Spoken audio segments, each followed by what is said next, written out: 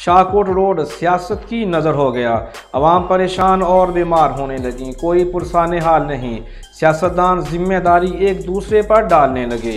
इस हवाले से जानते हैं हमारी ख़ुसूसी रिपोर्ट।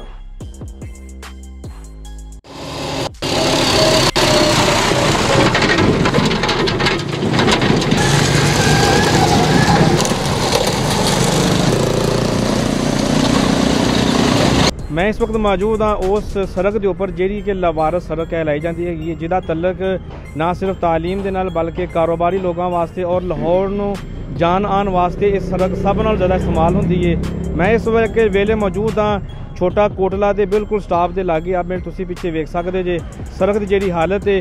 इस इलाके के रहने वाले एक नामवर शख्सियत मौजूद हैं, आइए उन्होंने को पूछने कि सड़क के हवाले के नाल उन्होंने की तासरात ने, टुटी भजी सड़क है तो उन्होंने जज्बात किवें दे ने जी। अस्सलाम वालेकुम जी। साडे इस रोड के उत्ते अलफला कॉलेज, अस्पायर कॉलेज, टैबटा कॉलेज, पंजाब कॉलेज सारे इस कॉलेज इस रोड के उत्ते ने ते ना इत्थों कोई अफसर लंघदा वा कि शायद वो सानू इग्नोर करन डे ने, ना इत्थे कोई इंसान वसदा वा कि जिहदे वास्ते वो ख्याले इज़हार करन, ना इत्थे सानू कोई पुछण वाला ना कोई दस्सण वाला।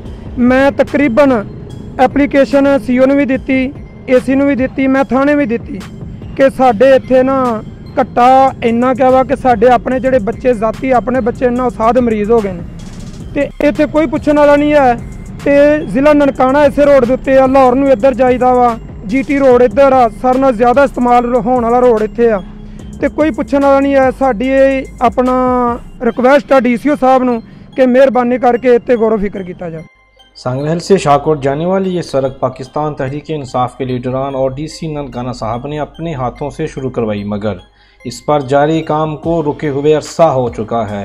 मसरूफ़ तरीन शाहराह होने के बाइस लोगों की परेशानी दिन ब दिन बढ़ती जा रही है। अहले इलाका की हुकाम बाला से दरख्वास्त है कि जल्द अज जल्द इसको मुकम्मल किया जाए ताकि आमदोरफ्त में आसानी हो।